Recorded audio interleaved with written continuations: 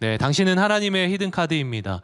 49차 특별 새벽 기도회 2주차가 하나님의 은혜로 마무리가 되었습니다, 여러분. 저희 가정에 두 딸이 있는데 이 두 딸도 이번 특세에 같이 참여를 하고 있거든요. 어젯밤에 제가 설교를 준비하고 있는데 둘째가 찾아와서 아빠, 내일 아침에도 새벽 기도 갈 거야? 라고 물어보더라고요, 여러분. 네, 2주의 시간 동안 많은 훈련이 된 것 같습니다. 여러분, 그래서 저도 여러분에게 저의 딸처럼 저는 귀엽지 않지만 묻고 싶습니다. 여러분, 다음 주에도 새벽 기도 참여하실 거죠? 아멘이십니까? 네, 그동안 사정이 있으셔서 너무 참여하고 싶으신데 못 오신 분들이 많으시다고 들었거든요. 그래서 온라인으로 많이 참여하고 계신데 3주차에는 꼭 참여하셨으면 좋겠습니다. 그래서 이렇게 한번 이야기했으면 좋겠는데 한번 따라해 보실까요? 오늘까진 무효야. 월요일부터 시작이야.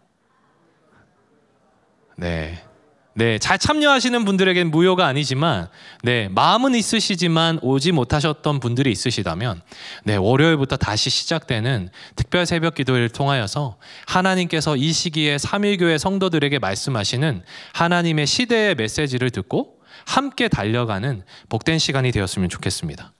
우리 좌우에 계신 분께 한 번 더 인사했으면 좋겠는데요. 제가 이 자리에 앉아있을 때 이게 참 힘든데 앞에 나와서 이렇게 인사를 하면 참 좋더라고요. 네, 당신은 하나님의 히든카드입니다. 인사하겠습니다. 네, 당신은 하나님의 히든카드입니다. 네. 귀한 밤에 하나님께서 주시는 말씀 붙들고 우리가 함께 기도할 때에 하나님께서 우리의 삶을 통하여서 하나님께서 뜻하신 바들을 분명히 이루어 가실 줄 믿습니다. 오늘 본문은요, 시대상으로 에스라의 제2차 포로 귀환보다는 약 한 13년 뒤의 이야기이고 우리가 주일 저녁마다 듣고 있는 에스더보다는 약 한 30년 뒤의 이야기입니다. 고레스 왕으로부터 제1차 포로 귀환이 이루어졌는데 그 시대로부터는 약 거의 한 100년 정도 뒤의 이야기라고 보시면 좋겠습니다. 고레스 왕이 바벨론과의 전쟁에서 승리하고 바벨론이 식민지 포로들에게 취했던 그 억압 정책보다 훨씬 더 유한 정책을 펼쳤습니다. 그래서 바벨론으로부터 점령당한 땅의 사람들이 원한다면 돌아갈 수 있도록 했습니다. 반란만 일으키지 않는다면 돌아가서 그들이 다시 한번 그들의 터에서 살아갈 수 있도록 문을 열어줬거든요. 바벨론과 페르시아의 외교 정책이 다른 것으로 보일 수 있겠지만 사실 이 모든 일은 하나님의 섭리 안에서 이루어지고 있죠. 하나님의 심판으로 그 도구로 하나님이 바벨론을 사용하셨고 하나님께서 다시 그들을 회복시키고자 돌려보내는데 페르시아를 사용하시는 것입니다. 사랑하는 성도 여러분, 선지자를 통해서 하나님께서 말씀하신 바들을 계속해서 성취하고 계신 과정이 이 느헤미야 말씀에 기록이 되어 있습니다. 본문의 맥락을 좀 더 저희가 함께 이해하기 위해서는 에스라 말씀과 조금 더 연결해서 우리가 이 말씀을 보면 좋겠는데요. 에스라 말씀에는 여러분 사실은 신약을 보면 누가복음과 사도행전이 원래는 하나의 책이라고 하잖아요. 그처럼 에스라와 느헤미야가 구약에서는 하나의 책으로 간주가 됩니다. 에스라의 말씀에는 아까 말씀드렸던 주전 538년에 있었던 그 고레스 왕 때 1차 포로 귀환, 그리고 아닥사스다 왕 때 있었던 2차 포로 귀환, 주전 458년입니다. 그리고 에스라를 통하여서 하나님의 말씀으로 인하여서 너희가 어떤 백성인지에 대한 그 정체성을 하나님께서 말씀하시는 그 내용들이 기록이 되어 있죠. 에스라 말씀에는. 그런데 느헤미야 말씀에는 3차 포로 귀환과 더불어서 52일 동안 성벽을 재건하는 과정과 그리고 에스라와 느헤미야를 통하여서 하나님께서 이제는 개인의 정체성이 아니라 공동체적인 정체성을 말씀하시면서 회복시켜 가시는 과정이 기록이 되어 있습니다. 제가 한 가지 빠뜨린 것이 있는데 에스라 말씀에는 약 20년 동안 하나님께서 수룹바벨을 통하여서 예루살렘 성전을 재건하시는 중요한 이야기가 기록이 되어 있습니다. 요약하면 이 에스라와 느헤미야에는 하나님께서 하나님의 백성, 하나님의 선택된 이 백성들을 다시 재건해 가시는 과정이 기록이 되어 있는 거예요. 성전과 성읍과 성벽을 재건하는 것이 단순하게 건축을 해 나가는 과정을 넘어서서 그 안에 살아가며 하나님을 예배하는 하나님의 백성들이 그들의 정체성을 회복하고 그들의 공동체성을 회복해 나가는 이야기가 이 에스라와 느헤미야의 이야기에 기록이 되어 있습니다. 당시의 상황이요, 굉장히 처참했습니다.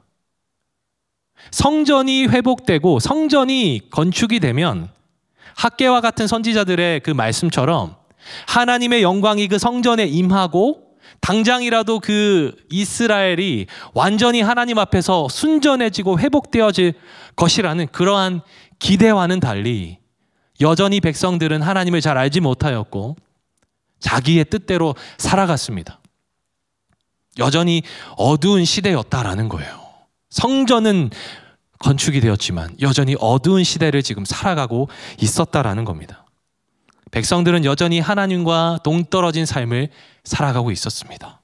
저는 오늘 이 말씀을 통해 이 어두운 시대를 살아가는 우리에게도 하나님께서 준비된 사람들을 느헤미야처럼 세워가고 계신다라고 확신하며 이러한 맥락 안에서 오늘 2장 말씀을 중심으로 하나님께서 성벽 재건을 위해서 준비하셨던 하나님의 히든카드 느헤미야와 그에게 주셨던 히든타임에 대해서 한번 나누고자 합니다.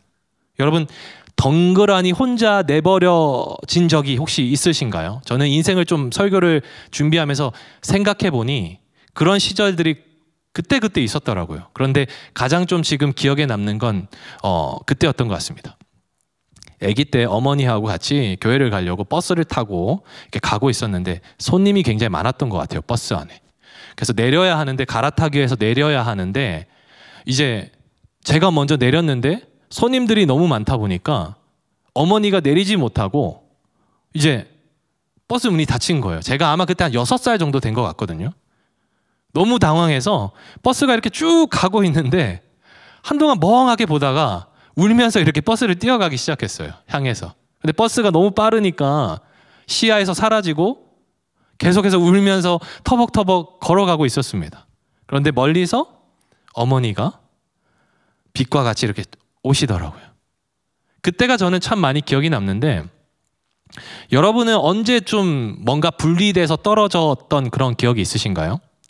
최근에 이제 특별 새벽 기도회가 이루어지고 있는데 저희 진의 한 지체가 이번에 이제 대학을 졸업하는 지체인데 이전의 팀이 대학생 팀이어서 이제 특세를 마치면 오후 2시까지 뭐 3시까지 시간이 되면 계속 교제하고 시간을 잘 보냈어요. 대학생들이다 보니 시험이 끝나고 하면. 그런데 이제는 그 직장인들이 많은 팀으로 들어갔거든요.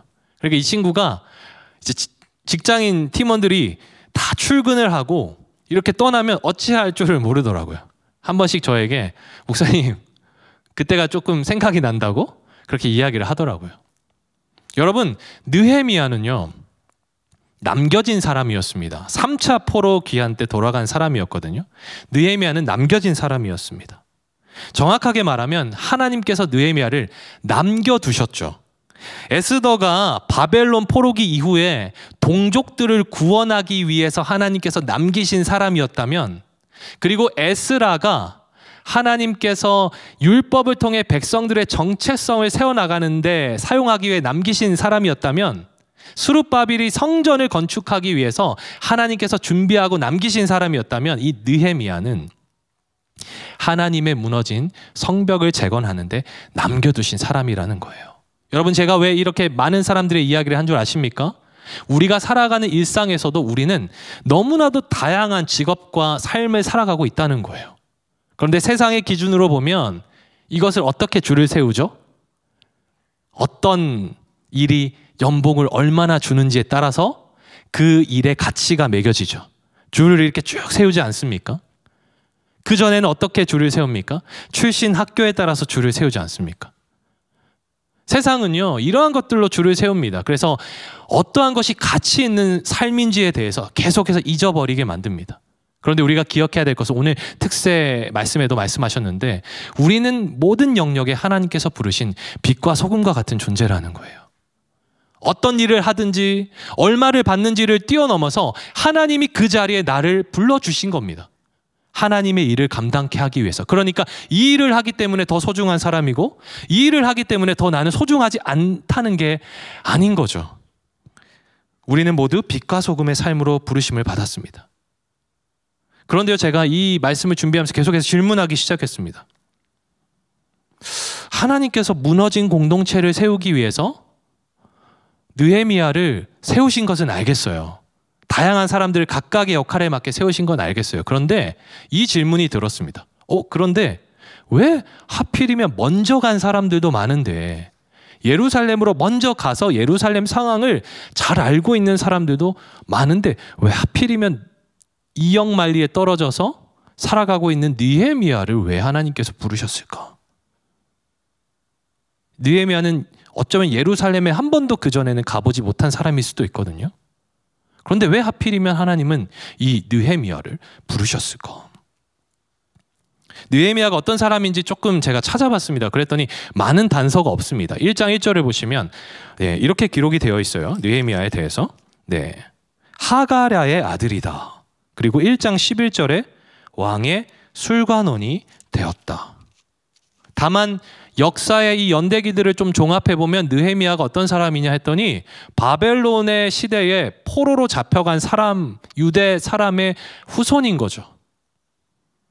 느헤미야는 그런 사람입니다. 그러니까 이민자입니다. 조상들이 오래전에 이민을 가서 그 땅에 살고 있는 이민자입니다. 어떻게 보면 그 땅이 더 익숙할 수도 있는 사람인 거예요.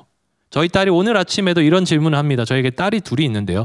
아빠는 부산 사람이지 부산에서 태어났으니까. 여러분 제가 부산 사람인 걸 아시겠습니까? 말을 너무 사투리를. 네네. 저희 아내는 통영 사람이거든요. 엄마는 통영 사람이지. 나는 서울 사람이지. 저희 큰딸은 서울에서 태어났거든요. 동생은 울산 사람이지. 제가 울산에서 살아갈 때 태어났거든요. 그러니까 8살밖에 안 되는 애도 이렇게 태어난 도시를 통해서 네가 어떤 사람인지 이야기를 해요. 그런데 지금 이 느헤미야는 예루살렘에서 아주 멀리 떨어져 있는 페르시아에서 살아가고 있는 사람이라는 거죠. 왜 이 사람을 하나님께서 굳이 선택하셨을까? 찾아보고 묵상을 하다가 생각을 해서 답을 얻었습니다. 그것은 여러분들도 아시는 답일 겁니다. 성벽을 재건하시는 주체가 어떤 유력하고 똑똑한 한 사람이 아니라 하나님이시라는 거예요. 하나님께서 주도적으로 이 일을 이루고 가시기 때문에 하나님은 느헤미야를 선택하신 것입니다. 느헤미야는 물론 하나님의 히든카드였고 위대한 일들을 감당해 나갔지만 결국 그 일의 시작과 끝, 그것을 시작하시고 이루시는 분은 하나님이시라는 거예요. 하나님의 손 안에서, 하나님의 시간 안에서 이 일이 이루어집니다. 오늘 본문이 있기 전에 예루살렘 성벽이 재건되어져 가는 그러한 이야기가 아까 말씀드렸던 에스라서 4장에도 나와 있는데요. 한번 말씀을 보여주시겠습니까? 시간 관계상 저희가 전체를 다 읽지는 못하겠지만 한번 11절 말씀 여러분들에게 한번 부탁을 드리겠습니다. 시작.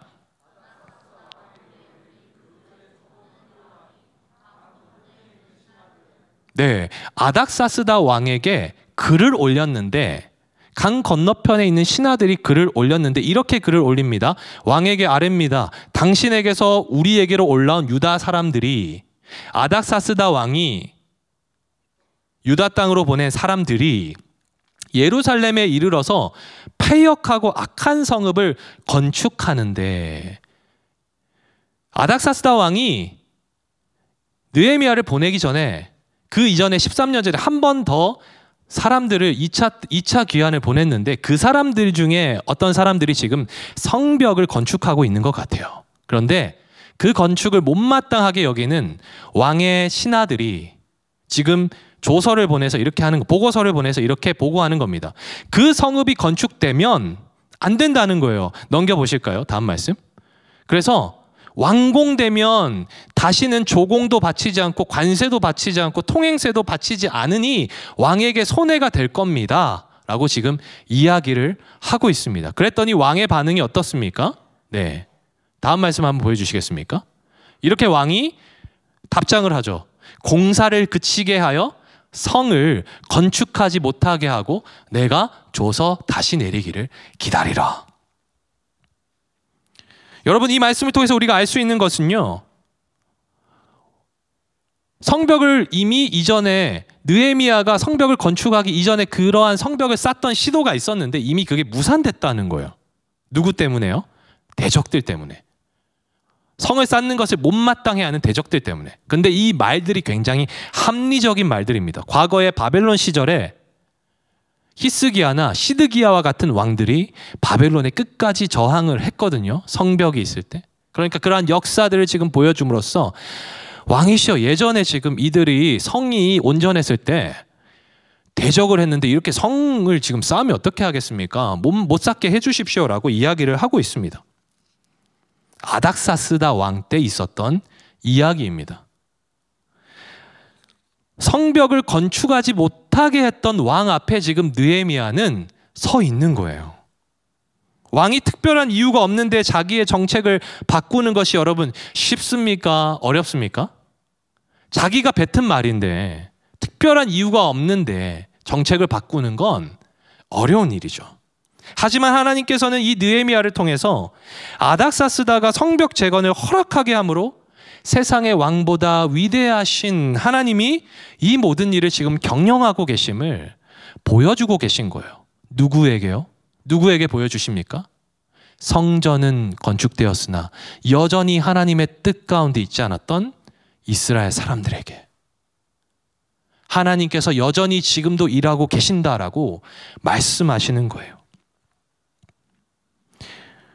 본문으로 돌아가서요, 여러분, 우리가 2장 2절 말씀을 보겠습니다. 2장 2절 말씀, 여러분 한 번 더 다시 읽어주시겠어요? 시작. 왕이 내게 이르시되 내가 병이 없거늘 어찌하여 얼굴에 수심이 있느냐. 하나님께서는 느헤미야의 이 근심 어린 표정을 통하여서 왕에게 궁금증을 자아냅니다.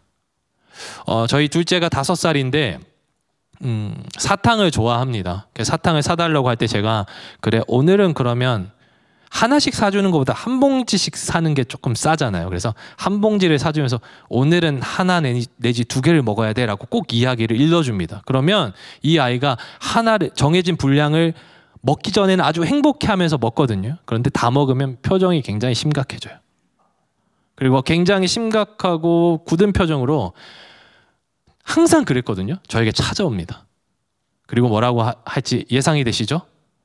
하나 더 먹고 싶어요. 절대 애교를 부리거나 웃지 않습니다. 늘 아주 진짜 세상이 다 무너진 것처럼 먹고 싶어 해요. 그럼 제가 마음이 어떻겠습니까? 그 아이의 그런 근심 어린 얼굴을 보면서 하나 더 먹어. 엄마가 뒤에서 노려보지만 하나 더 먹어 하고 하나를 주는 거예요. 왕이요, 지금 느헤미야의 수심을 봤어요. 근심 어린 얼굴을 봤습니다. 그리고 나서 느헤미야에게 묻는 거예요. 느헤미야가 어떤 사람이라고요? 술관원입니다. 술관원은 어떤 사람입니까? 왕의 술을 관리하는 사람입니다. 그 말은 무슨 말입니까? 왕이 술을 잘못 마셔서 독살 당하거나 또는 잘못된 술을 마셔서 건강이 해치면 절대 안 되는 그러한 중요한 보직이라는 거예요. 쉽게 말하면 가장 왕의 신뢰를 받고 있는 사람 중에 한 명이라는 것입니다. 가장 신뢰받는 사람이니 표정이 다른 걸 알지 않았겠습니까? 그래서 묻는 거예요. 너 왜 그러냐? 너 왜 그러냐? 그런데 여러분 잘 아시는 것처럼 군대에서 제가 공익을 나왔는데 군대 이야기하는 게 좀 날마다 민망한데요. 그 군대에서 고참 앞에서 후임병이 그냥 다른 생각하다가 뭐 표정이 좀 굳고 그랬는데 고참이 하필이면 후임병에게 뭔가를 가르치고 있었던 거예요. 그럼 어떻게 됩니까? 야, 너 이 자식 빠져가지고 내 얘기 듣는 거야. 표정은 왜 그래? 왜 그래? 그러면서 이제 굉장히 그 말을 많이 하겠죠. 그처럼 지금 느헤미야의 얼굴이 지금 수심이 가득한 겁니다. 그러니까 왕이 물었어요. 근데 이것이 큰 문제가 될 수 있는 것은 하물며 그 군대에 몇 개월 차이밖에 안 되는 사람 간의 관계에서도 표정이 굉장히 중요한데 여러분, 대제국 페르시아를 다스리는 왕 앞에서 그런 표정을 짓는다는 것은 그가 죽을 수도 있다라는 거예요. 그러니까 이런 거죠. 너 오늘 무슨 일 있어? 아, 네, 걱정돼. 왕이 기분이 좋으면 야, 너 진짜 걱정된다. 무슨 일 있니? 할 수도 있지만 어떤 때는 야, 너 무슨 일 있어? 표정 왜 그래? 너 죽고 싶어? 이렇게 될 수도 있다라는 거예요. 이 표정 때문에. 신하든 왕비든 왕 앞에 나아갈 때 그의 의복과 얼굴을 잘 이렇게 준비해서 나가야 되는 거예요. 여러분 옆에 있는 분이 한번 왕이라고 생각하고 같이 오신 분이 있으시다면 표정을 한번 가장 여러분 지을 수 있는 가장 좋은 표정을 한번 지어 보실 수 있으실까요? 부부이시면 더 좋을 것 같아요. 네, 가장 따뜻한 표정으로. 여러분 만족하시나요? 만족하시나요? 여러분 혹시 이런 말을 하실 만큼 표정이 안 좋진 않으셨어요? 내 얼굴에 수심이 가득하구나. 여러분 이 밤에 하나님 안에 있을 때 우리의 모든 수심들을 주님께서 거두어 가실 줄 믿습니다. 그런데요 여러분, 다시 말씀으로 좀 돌아가서 여러분 궁중의 법도가 지엄한데 위기가 곧 기회가 되죠. 하나님께서 지금 왕의 마음을 만지고 계십니다. 그래서 어떻게 됩니까? 왕이 계속해서 느헤미야를 궁금해하는 거예요. 야, 너 무슨 일 있어? 어떻게 하면 좋겠니? 뭐 도와줄 거 없어? 이렇게 지금 접근하고 있는 것입니다. 이게 하나님께서 이루시는 일이에요. 하나님의 일은 좋을 때만 다가오지 않는 것 같습니다. 지금 느헤미야는요 사실 생명을 지금 위협받을 수도 있는 상황입니다. 인생에서 성벽 건축해야 되는데 그것도 하지도 못하고 지금 멍 때리고 있다가 죽을 수도 있는 거예요. 근데 하나님께서 일하시니까 이게 곧 하나님의 타이밍이 되는 것입니다. 사면초가에 몰린 상황인데 하나님께서 지금 기사회생의 기회로 지금 느헤미야의 표정을 사용하시는 거예요. 그동안 느헤미야는 아마도 잘 관리해 왔을 겁니다. 표정을. 기도하면서도 날마다 웃고 왕 앞에서 잘 하려고 했을 거예요. 근데 그날따라 유독 잘 한다고 했는데 잘 안 된 거예요. 얼마나 속상하겠어요? 얼마나 두려웠겠어요? 왕이 물을 때에 야, 너 무슨 일 있어? 너 아픈 데도 없는데 왜 그래? 얼마나 근데 그가 가슴이 철렁했겠습니까? 내가 지금 들킨 건가? 내 감정이 드러난 건가? 큰일이네. 근데 하나님께서 그 위기를 기회로 바꾸십니다. 하나님의 타이밍은 우리의 생각을 초월해요, 여러분. 그래서 우리의 최선이 무엇입니까, 여러분? 하나님의 타이밍은 우리의 상상을 초월합니다. 그래서 우리의 최선은 기도하는 것이죠. 믿음의 눈을 열어서 하나님을 찾고 기도하는 것입니다. 3절 말씀을 보십시오. 느헤미야가 왜 자기의 표정이 어두웠는지 왕에게 대답을 하는데요. 느헤미야의 원래의 목적은 성벽을 재건하는 것인데 조상들의 묘실에 대해서 먼저 이야기를 합니다. 왜 그런 이야기를 합니까, 여러분? 고대 국가들이 중요하게 여기는 것이 바로 조상들과 관련된 거예요. 그러니까 느헤미야는 지금 단순하게 왕이시여, 우리 동네가 지금 엉망이에요. 지금 성벽도 다시 지어야 되고 자, 걱정이 돼서 그랬어요. 이렇게 말하는 것이 아니라 왕도 공감할 수 있는 이야기를 하는 겁니다. 왕이시여, 사실 저의 그 조상들의 고향인 지금 그 예루살렘에 조상들이 지금 묘실이 있는데 거기가 지금 다 문이 무너지고 성읍이 엉망진창이라 제가 좀 마음이 쓰였던 것 같습니다. 그러니까 왕도 공감할 수 있는 거예요. 아, 그래? 조상들이 그런 거야? 아, 그래. 그럼 그럴 수 있겠지. 지혜롭게 이야기를 하고 있습니다. 일이 술술 풀리는 것 같죠? 그래서 왕이 4절에서 이렇게 묻습니다. 내가 무엇을 원하느냐? 내가 무엇을 원하느냐? 느헤미야가 일이 술술 풀리니까 방심합니까? 방심하지 않습니다. 그가 어떻게 합니까? 또 하나님 앞에 기도해요. 잠시 내가 하늘의 하나님께 묵도합니다. 아까도 말씀드렸지만 아닥사스다 왕 본인이 예루살렘 성 건축을 중단시킨 사람인데 왕이 느헤미야의 말을 들어주려면 자기의 정책 말을 뒤집어야 되는 것이거든요. 근데 5절 말씀에 느헤미야가 기도하고 나서 이렇게 말하죠. 왕이 만일 좋게 여기시고 제가 왕의 앞에서 은혜를 얻었사오면 저를 보내어 주십시오. 성을 건축하게 하십시오. 6절 말씀에 왕이 이렇게 대답합니다. 네가 언제 갔다가 올 거야? 왕이 나를 보내기를 좋게 여기시기로. 여러분, 이것이 하나님의 일하시는 방법이에요. 하나님이 일하시면 제 아무리 왕이라도 단번에 문제가 해결됩니다. 4절에서 왜 하늘의 하나님께 묵도했다라고 여러분 기록했는지 여러분 상상하시겠습니까? 하나님이 지금 이 일을 경영하고 계심을 지금 저자는 이 글을 읽는 사람들에게 보여주고 싶은 거예요. 왕이 그냥 마음을 바꿔서 딱 기분이다, 이렇게 해봐, 이렇게 한 게 아니라 느헤미야가 철저하게 하나님 앞에서 계속해서 이 모든 주도권을 맡기고 있다라고 지금 말하고 있는 겁니다. 그러한 하나님의 섭리와 운영 안에서 이 일들이 이루어지고 있다는 것을 말하고 있어요. 여러분, 하나님의 히든카드인 이 느헤미야는 거대한 제국 페르시아의 왕이 누구인지, 그의 위세와 권세가 얼마나 큰지 알고 있습니다. 그러나 하나님이 그 페르시아의 왕보다 훨씬 더 위대하고 강력하시고 모든 역사를 이루어 가심을 믿었기 때문에 그가 가장 성공한 신하로서 안정적인 자기의 상황을 내버려 두고 하나님께 의지하며 나아갈 수 있었던 거예요. 자기가 소유한 것들을 조금도 아까워하지 않을 수 있었던 것은, 그리고 황폐한 땅으로 갈 수 있었던 것은, 목숨을 아끼지 않고 왕 앞에 말했던 것은 그가 하나님이 어떠한 분인지 알았기 때문입니다. 저는 이 밤에 저와 여러분들이 기도하기 시작할 때 그러한 하나님을 만났으면 좋겠습니다. 만약 여러분, 제 아내가 운전을 봄에 이제 면허를 땄거든요. 봄에 면허를 땄어요. 초보입니다. 아주 초보입니다. 사고도 조금씩 냈습니다. 그런데 아내가 운전하는 것이 제가 걱정되고 차가 망가지게 신경 쓰여서 운전을 하지 못하게 한다면, 위험이 있기 때문에 하지 마라고 한다면, 아내가 운전면허를 딴 이유도 없고 목적도 없고, 그리고 차가 계속 서 있잖아요. 이 차가 존재하는 목적도 없는 거예요. 사랑하는 성도 여러분, 만약 우리가 하나님의 목적을 알고도 안정만을 추구하면 하나님의 뜻대로 살 수가 없는 것입니다. 하나님의 뜻하신 바를 한 걸음 한 걸음 결단하며 나아갈 때 삶의 익숙함과 시대의 가치인 성공과 안정감을 내려놓고 때론 뒤로 해야겠죠. 그때에 하나님께서 우리를 이끌어 가시는 경험들을 할 수 있는 것입니다. 세상에서 가장 원하는 성공과 안정을 느헤미야는 내려놓았습니다. 자기를 보내달라고 하죠.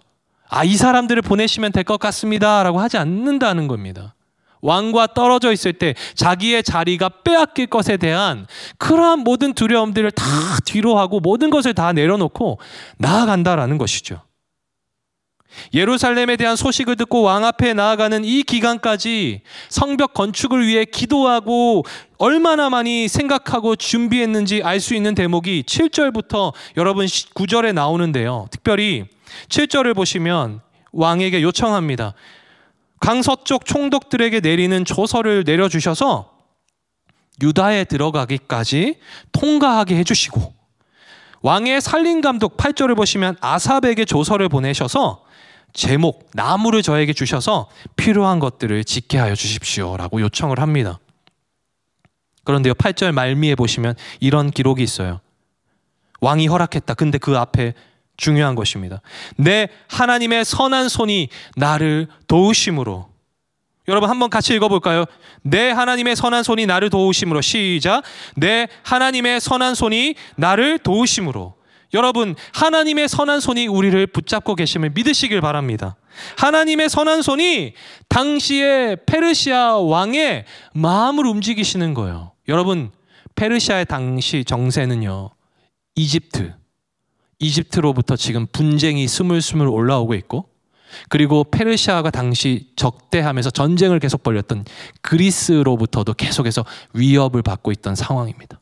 그러다 보니까 이 이집트와 그리스의 이 페르시아 제국까지의 주요한 통로의 길목에 있는 이 예루살렘의 왕의 입장에서는 성벽을 건축하는 것도 괜찮겠는데? 라는 생각을 갖도록 하는 거예요. 그리스와 이집트와 페르시아 제국의 그 중간 통로에 지금 예루살렘 성이 있거든요. 왕이 잘못 이해하면 왕이 변덕을 부려서 내가 짓지 못하게 했는데 그래 다시 짓게 하자, 이게 아니라 하나님께서 주변의 모든 나라의 정세들을 움직이시고 사람들의 마음을 움직이셔서 지금 이 건축이 이루어지고 있다라는 거예요. 그것을 하나님께서는 지금 보이고 계십니다. 이 느헤미야 말씀을 처음 들었던 사람들에게, 여전히 하나님을 의심하는 그 당시의 이스라엘의 백성들과 이 시대를 살아가며 하나님의 강한 손이 나를 붙들고 계심을 머리로는 알고 있지만 살아가지 못하는 사람들에게 하나님 오늘도 문을 두드리시면서 이 말씀을 하시는 것이에요. 여러분, 우리는 한 치 앞도 알 수 없습니다. 성경은 말하고 있습니다. 거듭해서 말하죠. 우리가 살아가는 이 세상에서 우리가 인간이 누리는 시간은 정말 유한하다. 너희가 이 땅 가운데, 지금 전도서 말씀 우리가 계속 묵상하고 있는데요, 아침마다 너희가 이 땅 가운데서 행하는 모든 것이 헤아리에 새 것이 없다. 아둥바둥 뭔가를 누리려고 해도 그것에 너희가 소망이 없다라고 이야기를 합니다. 그저 하나님 앞에서 너희가 주어진 시간을 옳게 살아가는 것이 너희의 삶에 주어져 있는 가장 큰 축복이다라고 전도서 말씀이 말하고 있지 않습니까? 여러분, 우리는 한 치 앞도 알 수 없습니다. 성경은 말합니다. 우리가 살아갈 이 세상의 삶이 그런 삶이라고. 여러분, 그러나 우리 하나님은 세상의 만물을 주관하시고 시간의 처음과 끝까지 주관하시고 그 시간에 살아가는 모든 인생들을 주관하시며 역사를 이루어가고 계시기 때문에 우리가 설령 한 치 앞의 상황도 모를지라도 하나님 앞에서 우리가 기도하며 그분을 신뢰하며 그분의 강한 손이 나를 붙들고 계심을 믿으며 그 강한 손이 나를 하나님의 역사 가운데로 인도하심을 믿으며 우리는 살아가야 한다는 것이죠. 사랑하는 성도 여러분, 말씀을 좀 맺겠습니다. 느헤미야는요, 때를 준비하며 기도했어요. 그런데 그 때가 언제인지 알지 못했어요. 그렇지만 그 때를 기다리며 하나님 앞에 기도하면서 준비했습니다. 기도하고 하나님의 때를 준비하는 이 시간, 그 시간이 하나님의 히든 카드에게 주어지는 하나님의 히든 타임인 거예요. 여러분, 지금 하나님의 히든 타임을 살아가고 계십니까? 이 히든 타임이 얼마간의 시간이었는지 한번 볼까요, 여러분? 느헤미야 1장을 보시면 1절 말씀에 아닥사스다 왕 제20년 기슬르 월, 그리고 2장 1절을 보시면 아닥사스다 왕 제20년 똑같은 년입니다. 그런데 니산 월이 바뀌어 있어요. 이 사이의 간극은 4개월입니다. 그는 때를 언제 이룰지 알 수 없었지만 하나님을 신뢰함으로 계속해서 기도했던 거예요. 4개월 동안 기도하며 준비하며 하나님 앞에 머물렀습니다. 여러분, 그가 어떻게 처음 기도합니까?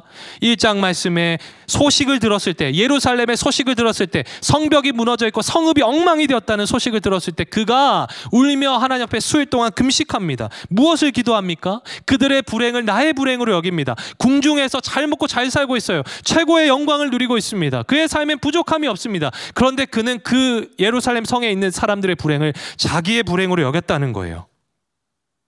그리고 하나님의 약속의 말씀에 근거해서 기도했습니다. 사랑하는 성도 여러분, 얼마 동안 기도했다고요?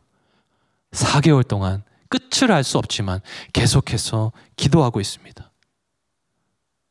준비하죠. 이렇게 준비하며 기도할 때 하나님께서 9절 말씀을 보시면, 2장 9절 말씀을 보시면요, 여러분, 선물을 주십니다. 어떤 선물을 주십니까? 2장 9절 말씀 제가 읽겠습니다. 군대 장관과 마병을 보내어 나와 함께하게 하시기로. 느헤미야가 요청하지 않았습니다. 하나님께서 느헤미야가 귀환할 수 있는 그 길을 지킬 군대를 붙이십니다. 군대가 함께할 때 그들의 위세가 얼마나 멋졌을까요? 강서편의 총독들은 이 일들을 마땅치 않아 하는데 하나님은 느헤미야에게 붙이시는 거예요. 느헤미야를 보호할 자들을. 여러분, 지금 어떠한 문제 가운데, 고통 가운데, 상황 때문에 힘드십니까? 하나님께서 우리 눈에는 보이지 않지만 우리를 보호하시는 하나님의 군대를 붙이시고 우리가 하나님 앞에 담대하게 나아갈 수 있도록 지금도 하나님은 우리와 동행하시고 기다리십니다. 하나님께서는요, 느헤미야가 기도할 때 하나님 아버지의 마음을 끊임없이 부어주셨어요. 이 4개월의 기도 시간이 하나님의 히든카드로서 성벽을 재건하는 느헤미야에게 주어져 있던 하나님의 히든카드였던 것이, 히든타임이었던 것입니다. 사랑하는 성도 여러분, 요즘 어떠한 것들을 하나님께서 여러분 가운데 보게 하십니까? 느끼게 하십니까? 어떠한 삶의 부담감을 여러분들에게 허락하셨습니까? 기도하십시오. 회피하지 마십시오. 하나님께 맡기십시오. 그것이 선교가 될 수 있고 교회 안에서의 새로운 섬김이 될 수 있고, 이러한 교회에서의 모든 섬김을 떠나서 내가 살아가는 일상에서의 부담감일 수도 있습니다. 여러분, 하나님께 기도하십시오. 회피하지 마십시오. 준비하십시오. 하나님의 때를 기다리며 하나님의 손을 기대하며 하나님의 도우시는 군대를 의지함으로 하나님 앞에 머무시기를 축복합니다. 하나님께서 허락하신 이 히든 타임을 통해 우리가 하나님의 히든 카드로 철과 철이 더 날카로워지듯이 우리가 하나님의 히든 카드로서 더욱더 날카로워질 것을 기대하는 마음으로 우리 함께 말씀을 기억하시면서 함께 찬양하면 좋겠습니다. 우리 함께 기도할 때, 찬양할 때 주님 마음 내게 주소서 함께 찬양하면 좋겠습니다.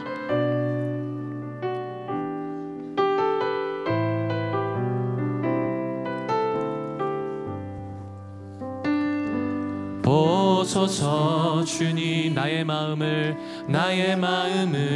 선한 것 하나 없습니다. 선한 것 하나 없습니다. 그러나 내 모든 것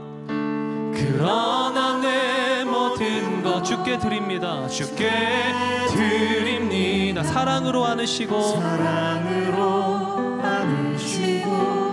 날 새롭게 하소서. 한 번 더 찬양합니다. 보소서 주님, 나의 마음을 선한 것 하나 없습니다. 그러나 내 모든 것 주께 하나님의 손을 의지함으로 찬양합시다. 사랑으로 안으시고 날 새롭게 하소서. 주님 마음 내게 주소서. 내 아버지 주님 마음 내게 주소서. 나를 향하신 주님의 뜻이 이루어지도록 주님만 내게 주소서. 우리 형제님들이 찬양합니다. 보소서 주님, 나의 마음을 선한 것 하나 없습니다. 그러나 내 모든 것 주께 드립니다. 사랑으로 안으시고 날 새롭게. 우리 자매님들이 고백합니다. 보소서 주님, 나의 마음을 선한 것 없습니다.